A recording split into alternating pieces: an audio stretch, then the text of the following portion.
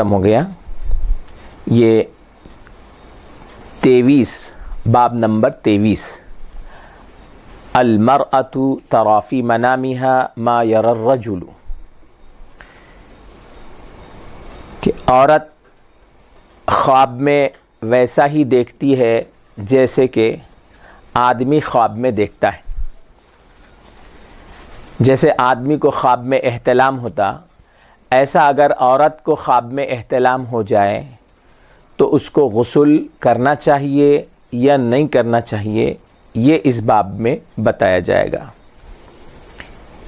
حدیث نمبر 81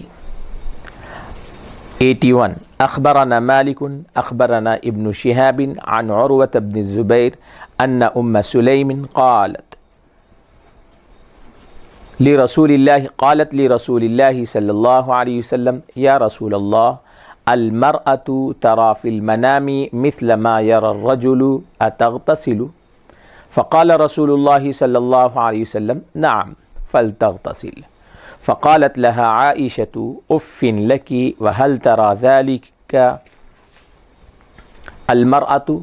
قال فالتفت إليها رسول الله صلى الله عليه وسلم فقال تربت يمينك ومن أين يكون الشبه؟ قال محمد وبهذا نأخذ وهو قول أبي حنيفة رحمه الله.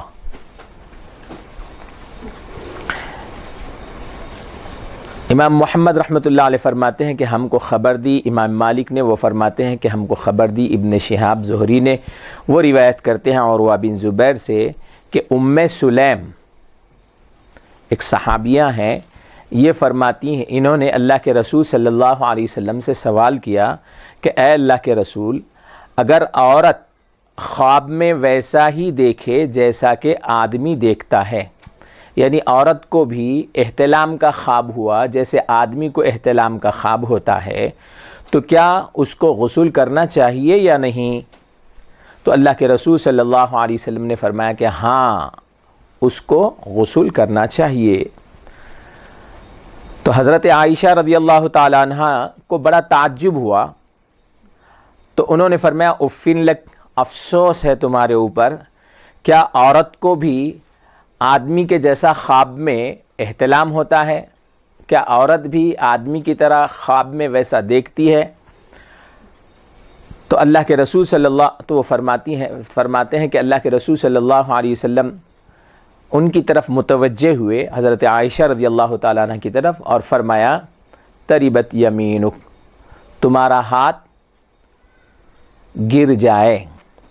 یہ ایک محاورہ ہے، بد دعا وغیرہ نہیں ہے، یعنی کوئی ایسی نادانی کی بات کر دیے تو اس پہ سرزنش کرنے کے لیے یا اس پہ تنبیہ کرنے کے لیے بولتے کیا جی تمہارے کو اتنا بھی نہیں معلوم ہے کیا، ایسا مفہوم لینے کے لیے فرمایا کہ تمہارا دایاں ہاتھ خاک آلود ہو، تمہارے سیدھے ہاتھ پر مٹی پڑو. وَمِنْ أَيْنَ يَكُونُ الشِّبْهُ، تو پھر بچے میں مشابہت کیسا ہوتی؟ ماں کی مشابہت آتی تو ماں کا پانی رہتا، ماں کا جز اس میں رہتا بول کے بچے میں ماں کی بھی مشابہت آتی، باپ کا جز رہتا بول کے باپ کی بھی مشابہت آتی. تو یہ ایک حدیث ہے. اب اس حدیث میں کچھ مسائل ہیں. سب سے پہلے تو یہ ہے کہ عام طور پر آدمیوں کو یہ مسئلہ زیادہ ہوتا ہے کہ وہ خواب میں نیند کی حالت میں احتلام ہو جاتا اور منی کا اخراج ہو جاتا، تو اس کے بعد ان کو نیند سے بیدار ہونے کے بعد پانی نہانا پڑتا ہے، غسل کرنا پڑتا ہے.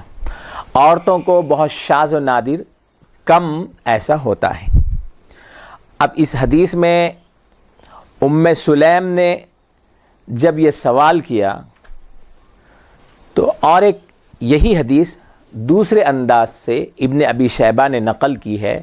تو اللہ کے رسول صلی اللہ علیہ وسلم سے جب ابن سلیم نے یہ بات کی کہ عورت جیسا آدمی خواب میں دیکھتا ہے ویسا ہی اگر عورت دیکھے تو کیا اس پر غسل ہے، تو اللہ کے رسول صلی اللہ علیہ وسلم نے ان سے سوال کیا کیا اس نے اس وقت شہوت محسوس کی؟ تو انہوں نے فرمایا شاید. پھر انہوں نے کہا کیا کچا پن محسوس کیا؟ تو انہوں نے فرمایا شاید۔ تو اللہ کے رسول صلی اللہ علیہ وسلم نے فرمایا کہ غسل کر لینا چاہیے۔ اب اس کے بعد میں ان سے کچھ خواتین مل کے انہوں نے کہا، حضرت ام سلیم سے آ کے کچھ خواتین ملی اور انہوں نے آ کر کہا کہ تم نے ہم کو اللہ کے رسول کے سامنے رسوا کر دیا کہ ایسا حیا کا مسئلہ آ کے پوچھا ہے۔ تو وہ فرماتی ہیں کہ میں تو جب تک حلال اور حرام کا علم معلوم نہ کروں اس وقت تک تو میں جانے والی نہیں ہوں۔ یعنی یہ حلال اور حرام کا مسئلہ ہے، اب ایسا ہو گیا اس کے بعد میں اگر میں غسل کرے بغیر ہی نماز پڑھ لوں گی تو حرام ہو جائیں گی نماز، میرے اوپر غسل فرض ہو گیا اور میں ویسے ہی اگر نماز پڑھ لی، اور اگر میں نماز نہیں پڑھی تو وہ بھی مسئلہ وہ ہو جاتا۔ تو اس لیے جب تک حلال اور حرام کا مجھے علم نہیں ہو جاتا میں اس وقت تک یہاں سے ہٹنے والی نہیں ہے۔ یعنی حلال اور حرام کے بارے میں جب پوچھنا ہے تو اس میں شرم وغیرہ کی کوئی بات نہیں رہتی، یہ بتانا چاہ رہے ہیں۔ تو اس حدیث سے یہ بھی بات واضح ہو گئی کہ عورت کے انزال ہونے پر اس کو غسل واجب ہو جاتا ہے۔ اچھا، اور ایک بات یہ ہے، اب یہاں بعض علماء نے ایک نقطہ نکالا ہے کہ حضرت عائشہ رضی اللہ تعالیٰ عنہ نے کو اتنا تعجب کیوں ہوا؟ ام سلیم نے جب ایسا سوال کیا تو ان کو ایسا تعجب ہوا، انہوں نے ایسا بیان کیا جیسا یہ چیز عورت کو ہوتی ہی نہیں۔ تو علماء نے اس میں لکھا ہے کہ دو وجہ ہے، بعض عورتوں کو نہیں، اکثر عورتوں کو نہیں ہوتا، اب وہ گرم علاقے کی خواتین ہیں وہاں ہوتا ہوگا مسئلہ۔ تو بہرحال اس کے بعد میں پھر اور ایک بات انہوں نے ذکر کی کہ ازواج مطہرات، یہ احتلام، خواب میں احتلام کا ہونا یہ شیاطین کے جانب سے ہوتا ہے، شیطان کے وسوسوں سے خواب میں احتلام ہوتا، اسی لیے انبیاء علیہ السلام کو احتلام نہیں ہوتا کیونکہ ان کے قریب شیاطین نہیں آتے۔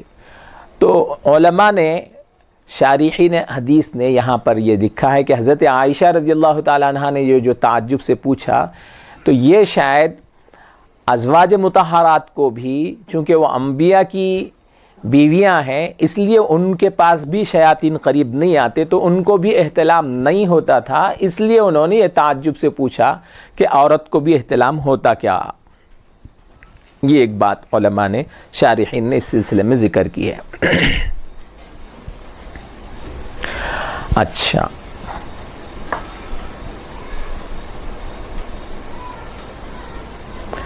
امام نووی رحمۃ اللہ علیہ نے فرمایا ہے کہ اس حدیث میں لکھا ہے کہ بچے میں شباہت جو ماں یا باپ کی آتی ہے اس کے پانی ہی کی وجہ سے آتی ہے، اس کے منی ہی کی وجہ سے آتی ہے۔